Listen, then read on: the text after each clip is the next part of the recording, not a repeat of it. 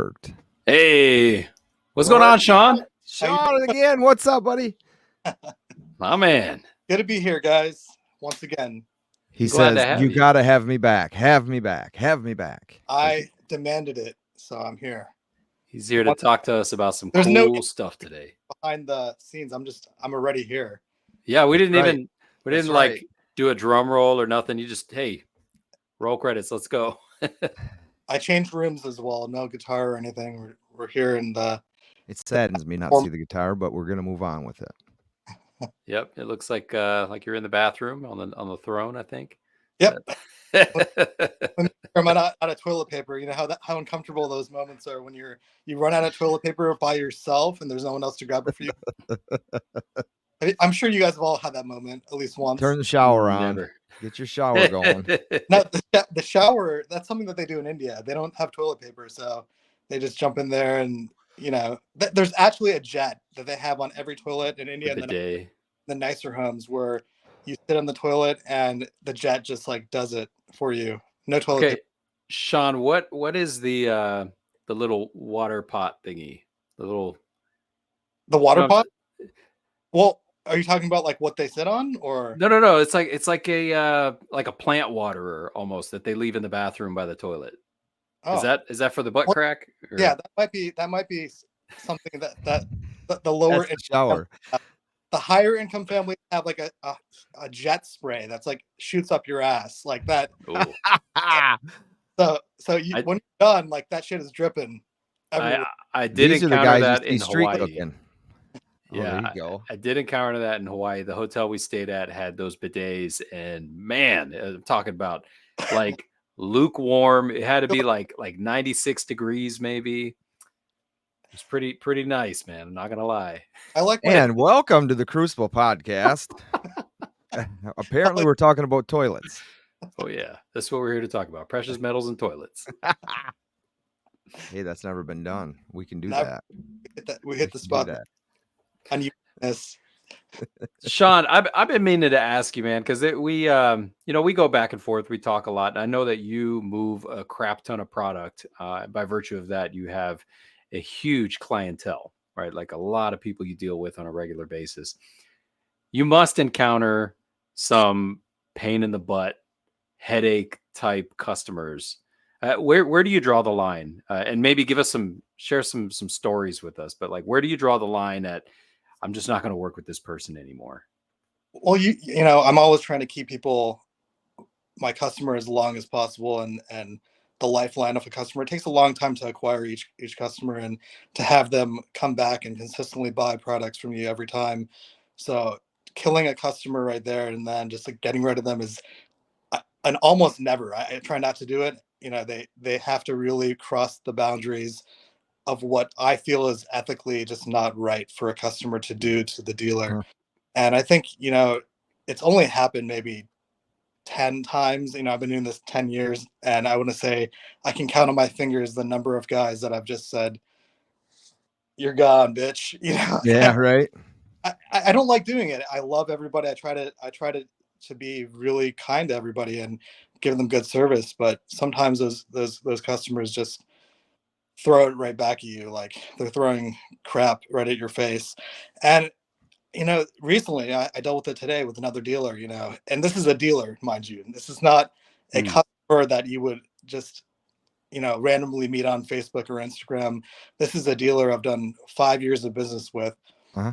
And it seems like every single time he calls me, there's something wrong with what I've either shipped him or the product is not to his satisfaction. In this particular case, I gave him an extra coin, and he was complaining that I gave him an extra coin, and yeah, I mean, he was honest, and we rang it up and he paid me. But there was, another thing where I sent him the wrong picture off the back of a coin by mistake.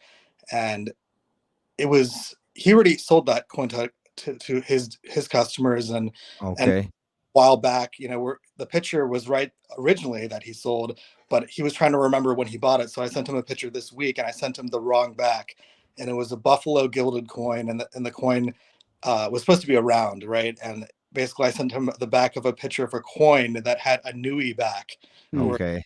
was on there, and so he thought the buffalo was a coin, and so he basically misinterpreted it and freaked out, and started PMing me on Facebook, on Instagram, on email, and hammering every single contact until I replied, until I answered him and fixed it. And I was just like, dude, I just sent the wrong picture. It's not that big of a deal. And so, little things like that obviously get to us. We try not to let it get to us, but it's like every single time I ship this guy something, there's always seems to be an issue. And now, just so this is me just diving a little deeper into this, but have you ever had a conversation with him and just kind of asked him to chill a little bit and work with you and just relax, I'll make it right, or something like that? Today, like, I'm going to make it right no matter what. And that. And he was like, yeah, that. And sometimes people, even myself, I can be blamed to overreact and say things in anger, that I don't mean. But in this particular case, it's every single time. And, eventually it just draws the line. Like you said, you might have to get rid of them or cut business with them. And, it could be thousands of dollars that you're losing doing that, of course. Yeah. Each part of our income stream, especially on the dealer end, if we're just like axing dealers, something I don't ever want to do, because it's almost impossible to cut off a dealer, but have I done it yet? I have, and I've been cut off by dealers, so I know it's possible. There's Right. people in the dealer community as well that you have to evaluate. Is it really worth it to keep them on forever? And Right. in this particular case, I think it's still okay, but that guy, he's on the thin cutting board. There's like one more or two more incidents that I can handle for my sanity. So Yeah, I hear you. That's a big one, man. The sanity factor. It's kind of a big deal. We all want a peace of mind, and we all want to sleep without having to worry about shit before we sleep, and right. That's like most of the time I sleep well and I don't have to worry about things. But I think I've complained to you guys about this multiple times now, and it's obviously an issue. So, Well, I mean, you got to think of it like this. Like, let's say, and I don't know how many customers you have, but let's say in a month's time you have 150 to 200 customers, right? Different people. sure. And maybe 95% of them are like Pauly, who pay you up front. Like not like me, that I like always ask for an extension, but like Pauly, he pays you up front, like ahead of time, and never really an issue. Right. And if there is one, he goes about it the right way, and talks to you about Right. it. But what if you had 99% of your customers that were all like this one dealer?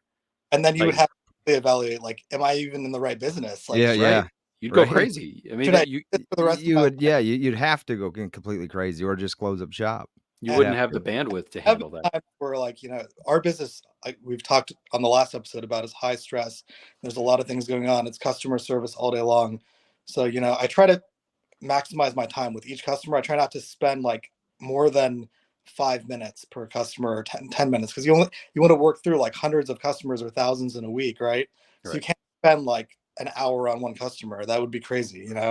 And so that's kind of where I'm at, is like the time versus money issue. Like, you don't want to spend too long with one person trying to resolve things. And if they've crossed that time issue where like they're taking an hour or 2 hours of our time when we could be dealing with 20 to 50 customers in that time frame, there's obviously something wrong there. So, Yeah. and I mean, yeah, you mentioned Pauly. We did have a little issue this week. I shipped him something and something was missing.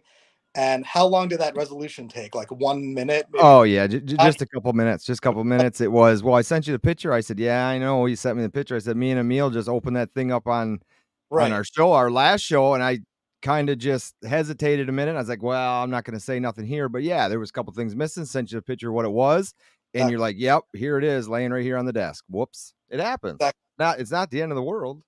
Yeah, we had a little flood in our house. And I brought some of my packing home to do some of my packing, and that particular item just got misplaced somewhere, and during the flood, gone. And I found it that a week later, and I'm like, Pauly, I found your item. It's going out in your next box. Yeah, that's Well, good. Easy fix. Yeah, most things are easy, and some people take the fix and overreact, and they're just like, okay, this is a customer service issue that can be easily resolved. But sometimes they really get angry, and they just waste my time for a good hour or two complaining about it. And I could see where somebody might, Right. I guess, have an issue if, let's just say, they were shopping through you, but then in return trying to pre-sale that item they're shopping through you, and something got mixed up or mishandled, and now they're just like, well, what am I supposed to do? I told them I was going to have it delivered this time. That's where, if people aren't careful, their pre-sales can go haywire real quick. I mean, like the pre-sale coming from a wholesaler, and then now you're offering it to somebody else, that can get messy real There are quick. certain where I'll say that like are almost impossible to resolve. And I'll give you a few examples. Like, if I'm selling a guy something and the mintage is like 100 or 50 or something like that, and then I don't order enough to supply it to a customer or something like that, and I can't replace it. Like there's irreplaceable. Everyone thinks that everything can be replaced, but that's actually not true. Sure. Everything cannot be replaced because there's certain coins that are so rare that there's not very many of them out there to just go on eBay and buy it to fix your shortage or whatever. So I want to say 99% of things can be fixed and replaced really quickly, but there are certain things that are sold that are low mintage that if I were to sell it, 3 or 4 months ago, it might be $100 or $200 item, and then by the time the person is asking for it, then it's an $1,000 item, three to Oh four, yeah, sure. because it's gone up in value and it's sold out everywhere else. There are certain things that are impossible to replace. So we're very careful to order exactly the amount that we need for our customers. And if we oversell, then we do an allocation, and we just make sure that, the allocation, we tell our customers, you're not going to be able to get this item because it Yeah. oversold. So if you overcommit to people and you can't deliver, that's always a scary thing as well. So I bet. Yeah. And we kind of see that with those boxes that New Zealand Mint does, the DC box, the oh, Marvel box, and that stuff. Like you can only get so many, right?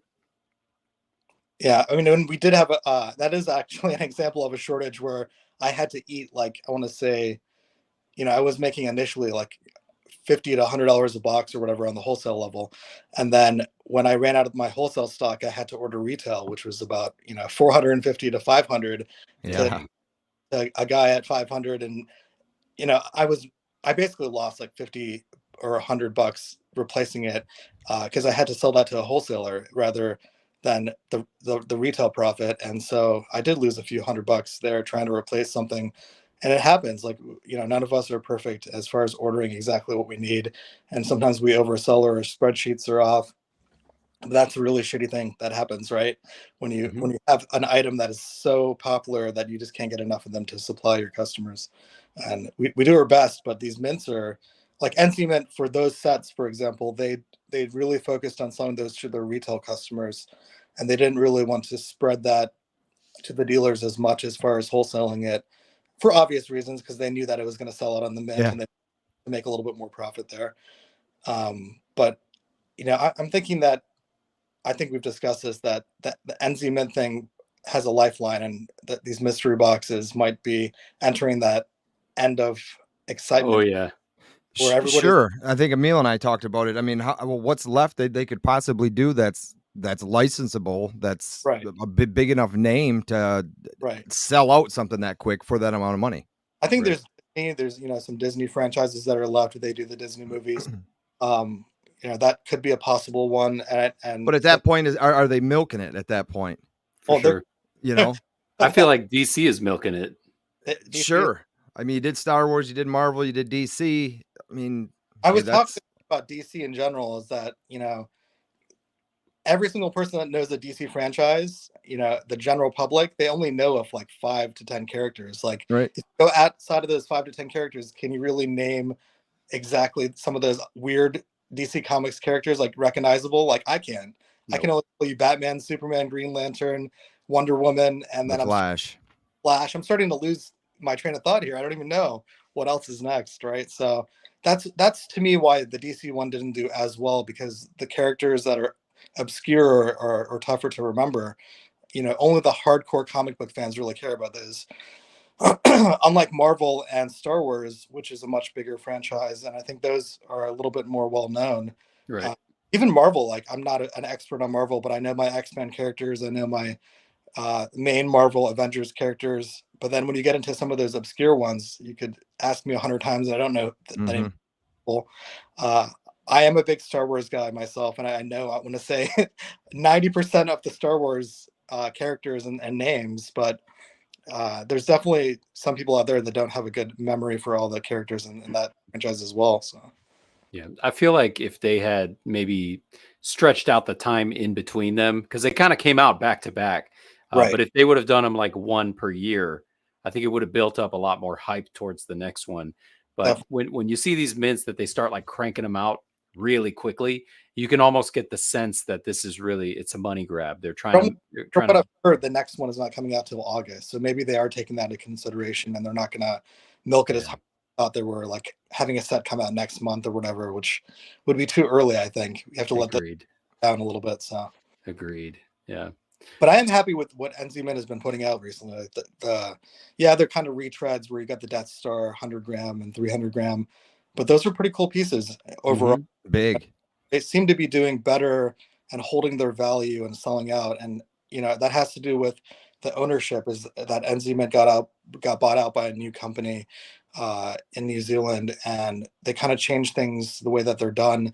So you see the mintages are getting smaller. You're getting 100 or 200 mintage coins in there.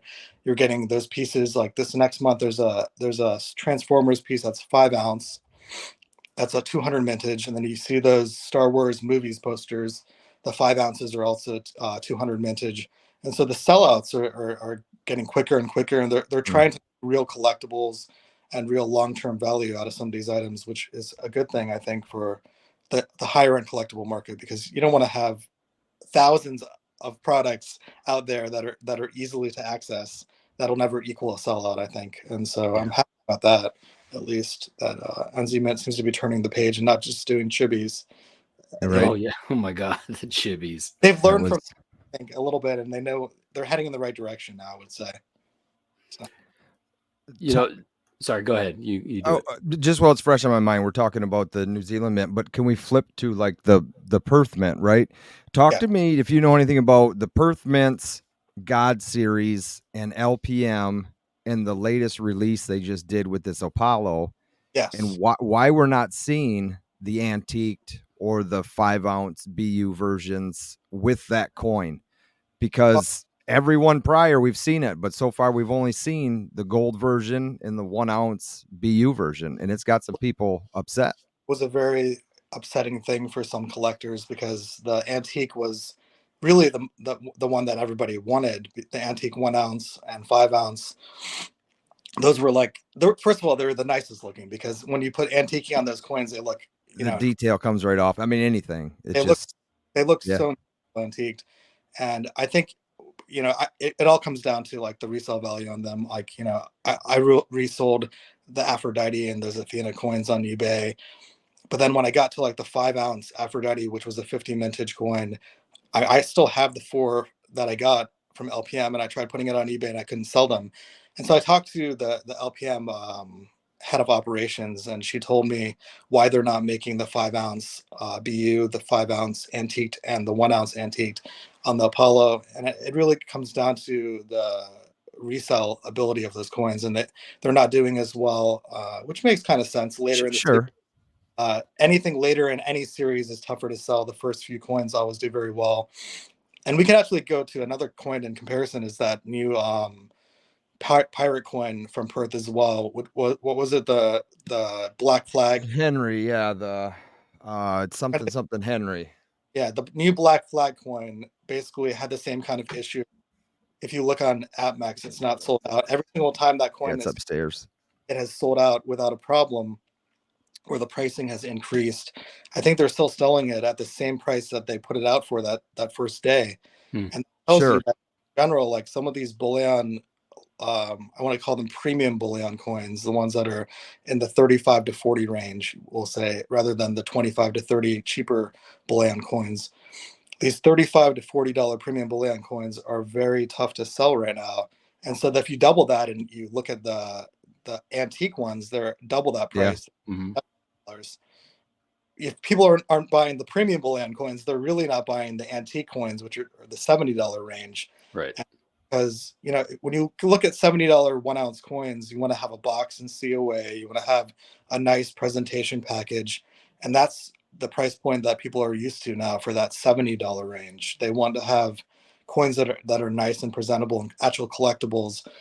And it's hard to sell an antique coin for that 60, 70 range. I think it's almost impossible in this day and age to do it. And so that's what happened, is that the price point didn't work. They couldn't resell it and sell out of their mintage. And when they have these deals with Perth where they have to buy a bunch of these coins, they have to buy the entire mintage, 1,500 is, I don't know what LPM's cost is, but let's say it's about 50 to $60 in that range, times 1,000 mintage or 1,500 mintage. That's a lot of money. They have to put down 50 grand, 100 grand just to buy that entire series. And then if you look at the 5 ounce, it's even more, right? That's Sure. What does the 5 ounce cost? I can't remember, like $500 or something. It's about 525 or something. I'm talking about the antique 5 ounce, the 50 minutes. Yeah. It's got to be damn close to that. Yeah. I had the Poseidon in 5 ounce, and I think it was $450 or $459 or something like that when it first dropped. So some of those are just way too expensive. Like 5 ounce coins at the $500 range are just, and Perth is really about value too. If you look at Perth Mint stuff, it's not expensive, and that's why people love it, because it's high quality items at a lower price point. And as soon as you get to that level where it's just not affordable, it doesn't seem that it's not, Perth is not, it's not going to sell at that level. So that's why people have kind of stopped buying it.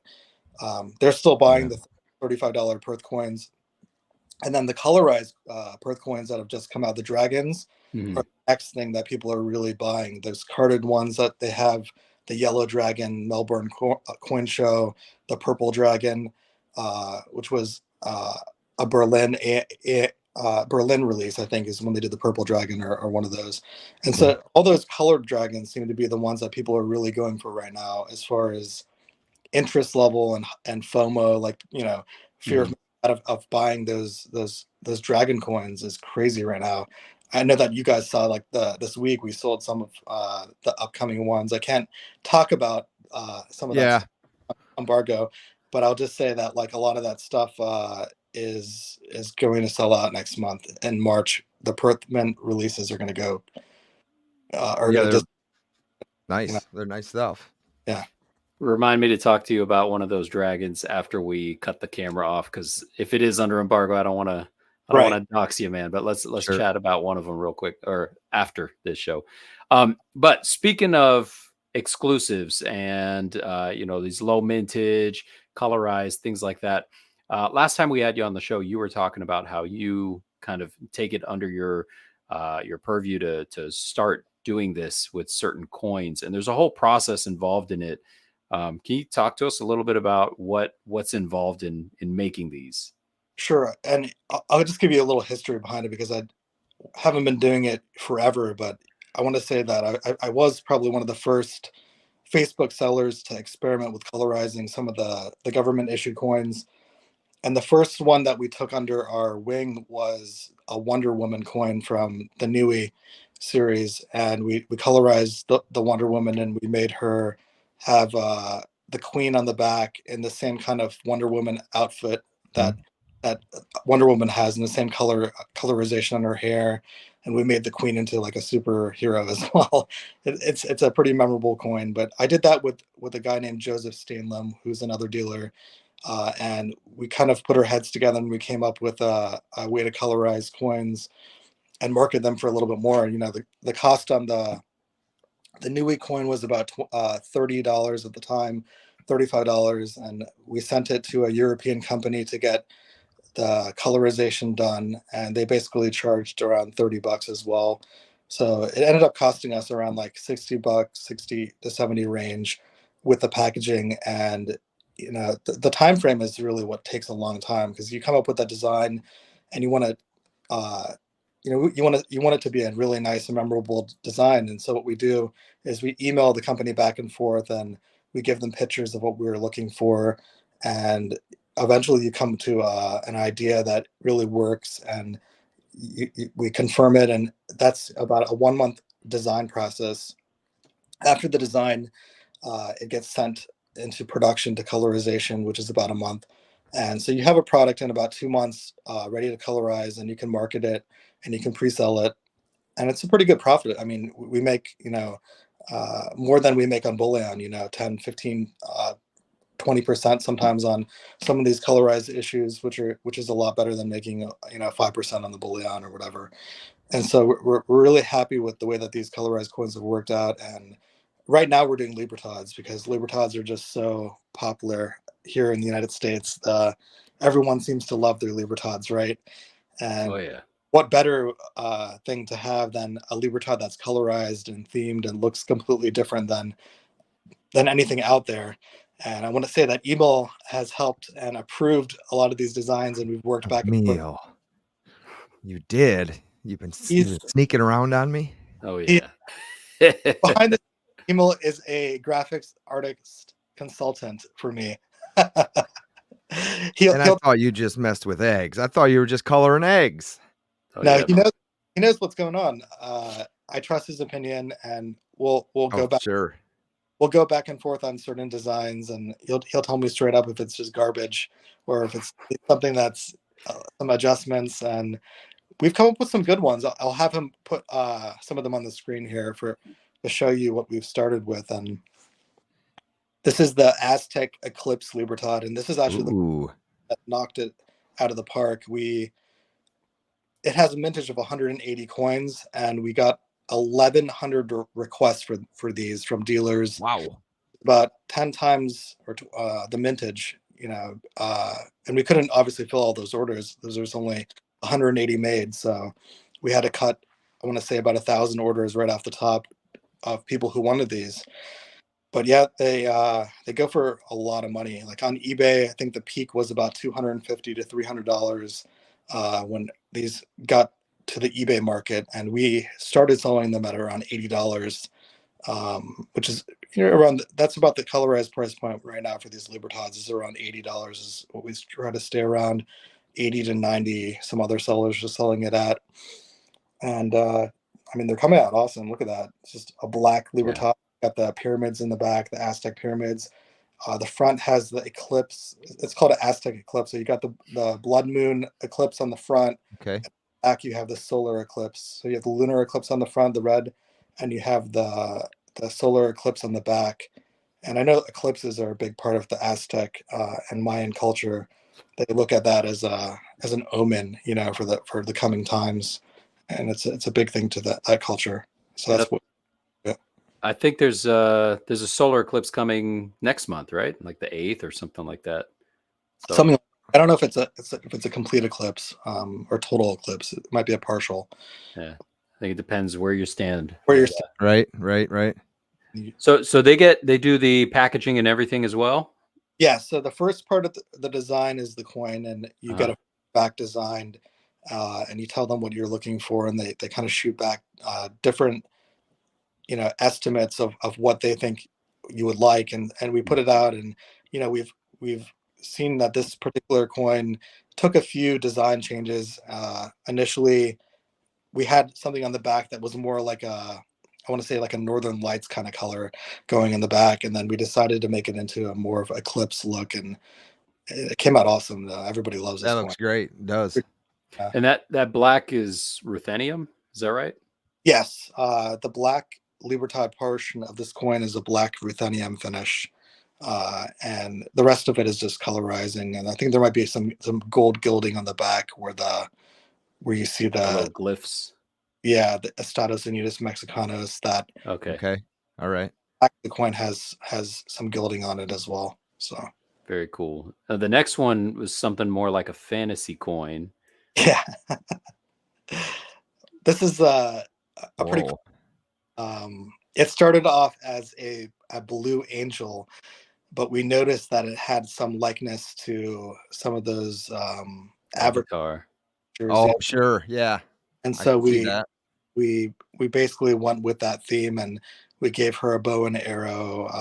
It's a big part of the Avatar culture. And then she has a spear as well. We gave her a tribal dress on the bottom, and you see those little Avatar angels. I forgot what they're called in the movies, but those little flying little creature things. We made it in the likeness of the Pandora. We gave some Northern Light color to the sky, and we just made it very magical looking. I think it came out pretty cool. That was a fun one. Now, did was I mistaken in hearing that somebody potentially kind of copied this bow and arrow theme?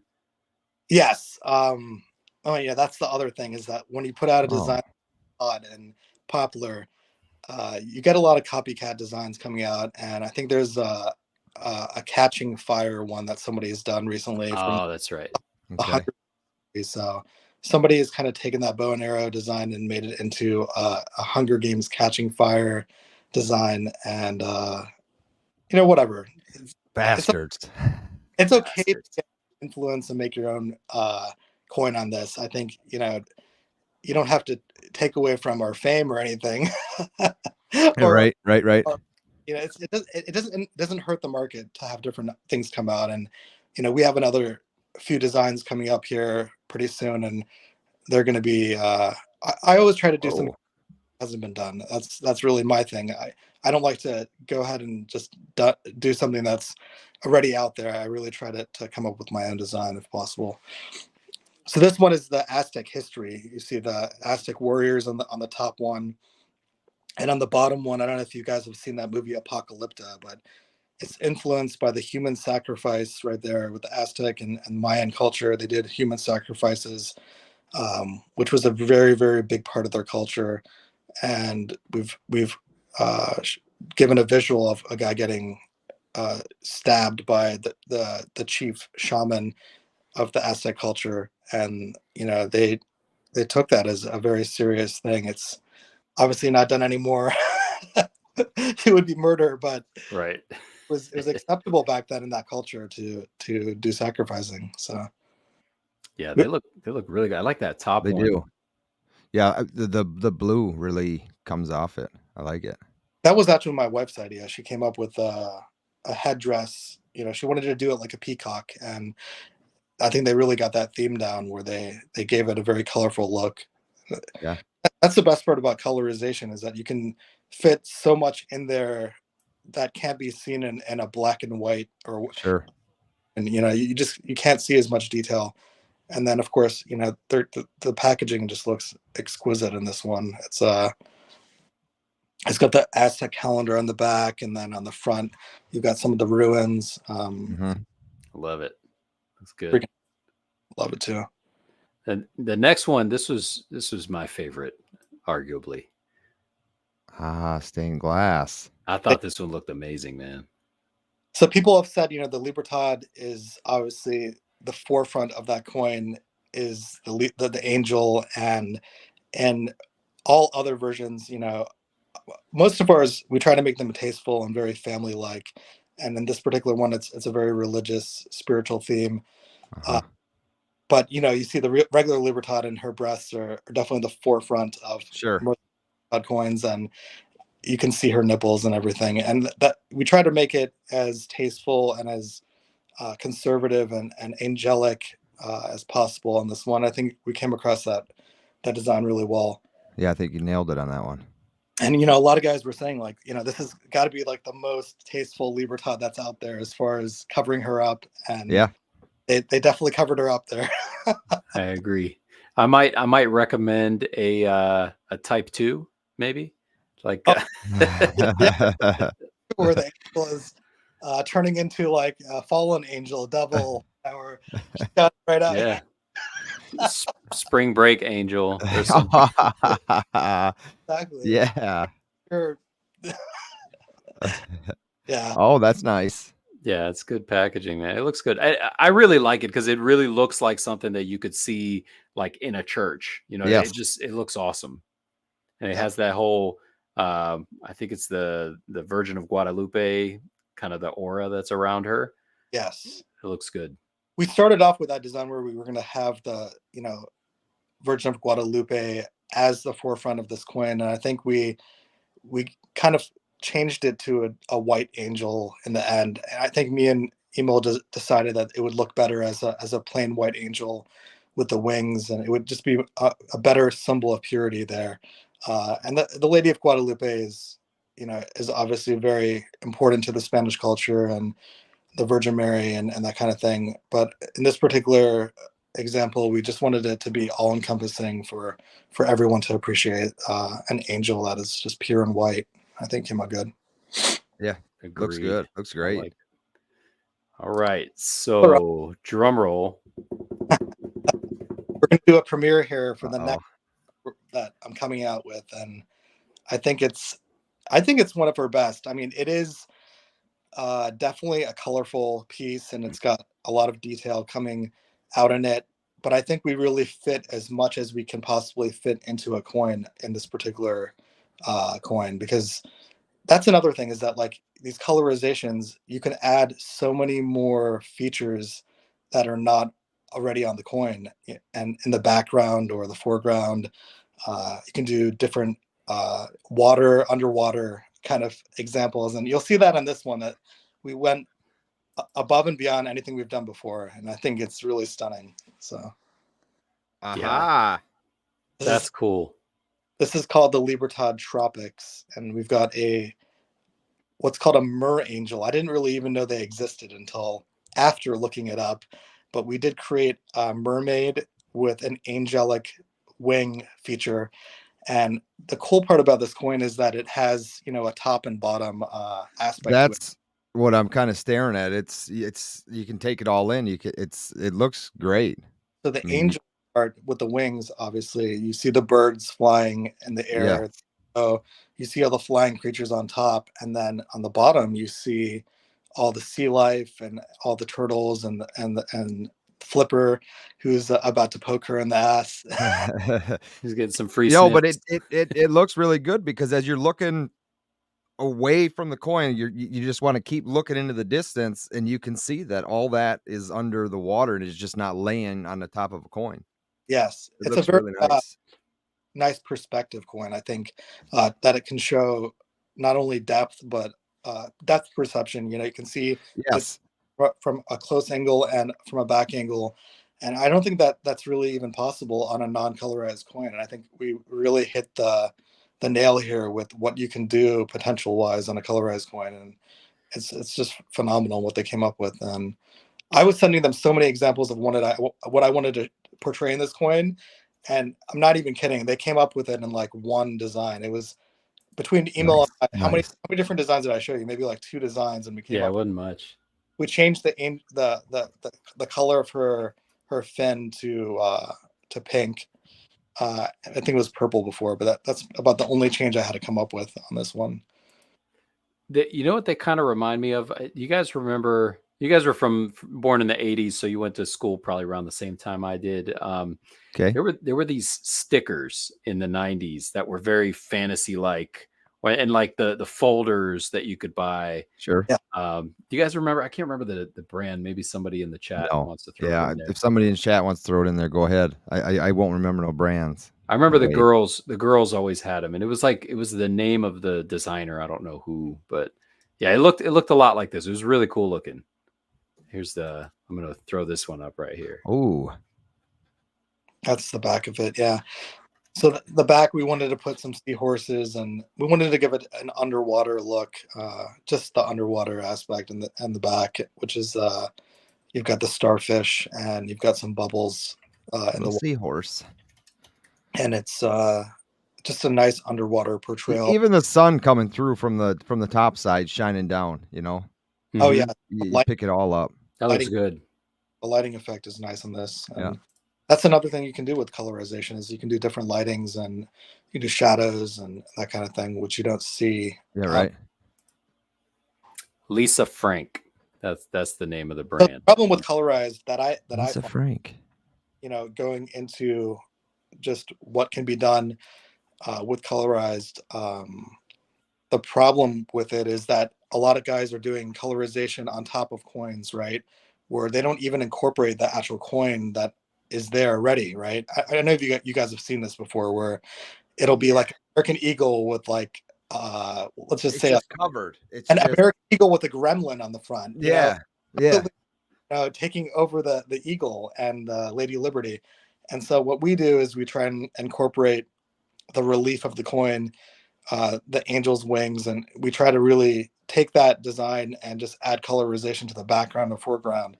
The problem with colorization when you don't do that is that you see like those reliefs on the coin and Right. just random colorization. And we thought about that with this mermaid one. We're taking off the wings, right? What would happen if we just took off the wings and we just made her a mermaid by itself? And we did it, but what would happen is that you would get this Libertad coin in hand, and it would have the relief of the wings still there Right. with fin on the bottom. It would just look very weird. So we incorporated the mer angel aspect where we added Sure. that, and we still made it. Everything in the coin is still there with the relief that's featured, and it came out awesome. So that's the problem, that some guys are trying to just take anything and just spray paint it on, and I think Yeah. that just doesn't look good. I don't Yeah. know. It just looks like a sticker. And Right. then Yeah. what's the Yeah. You're point? right. You're right. Yeah. Sean, I know you have other ones coming up too, right? Like Oh yeah, cooking. Oh yeah. there is one that is just freaking ridiculous.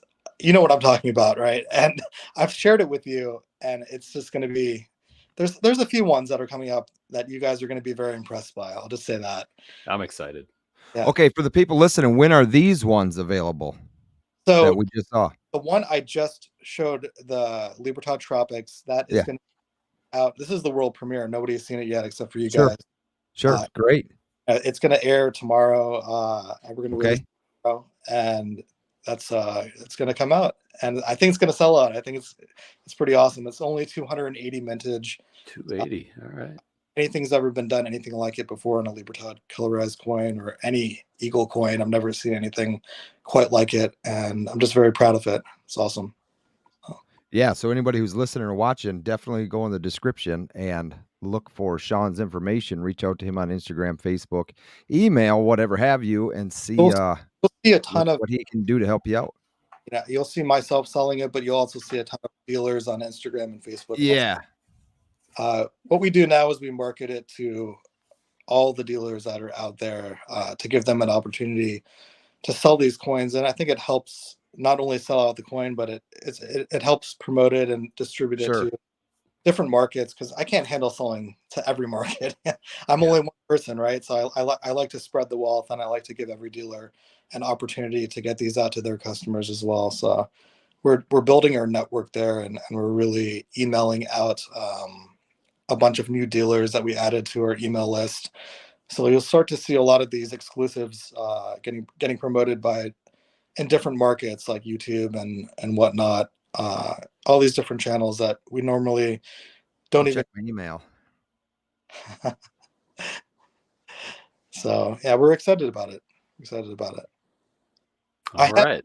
doing custom projects for other dealers as well. If anyone's ever interested in a custom project or wants to colorize a coin, we can always get that done for you. And if you want to contact me, there's a lot of margins in it. There's a lot of profit in it. A lot of and we can help you market it too. We can help you distribute that coin to different dealers as well.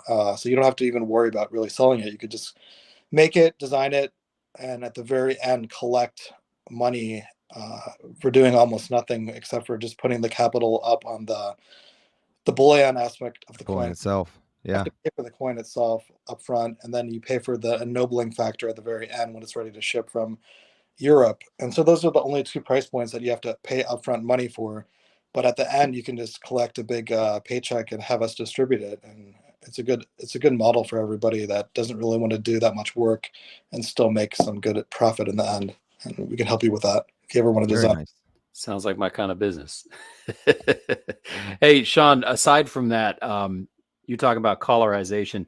Have Yeah. you helped anybody with actually minting their own rounds? Yes. So I don't have the pit. I don't know if you have the picture or can show it. I don't think I shared it with you. But we did another coin, which was the Dos Angeles coin, which is basically a Libertad on the front and from the Oh 1990s yeah. Mhm. I remember it. on the back from the 2000s era. And so that particular coin was basically a project where we designed it from scratch, and we had a mint in the United States mint it, and they did all the design features, and they incorporated both Libertad designs into one coin, front and back. And so we can do that as well. We can help you design a custom project from scratch. If you want to get a coin made with an effigy from a country that can be done as well. And we're Nice. with our first actual minted coin sometime around April or May, I believe, is when we're going to have our first real country coin that we've designed from Nui or Cameroon or one of those countries. And that's going to be an exclusive that we're coming out with. But I've Nice. started connecting with a lot of mints around the world that people have not even heard of around here. And AppMax and Jam and all those companies haven't yet got onto these mints. A lot of them are in China, a lot of them are in Asia, in Europe, but there's smaller mints that make a lot of these different effigies on Nui and Gabon. And I think Emo has seen some of these dragons that we've been putting out on our private page. There's just some awesome coins out there that are coming out that are very low key, low mintage. People have not heard of them before, but Mhm. they're going to be the next big thing, I think. Some of them are like that Apple one. I don't know if I shared that with you, but it's You a did. for Apple, completely made of copper, painted with enamel to make it look like a real apple. And we sold for a copper piece, copper is very cheap. Obviously, we all know that copper is one of the cheapest metals out there.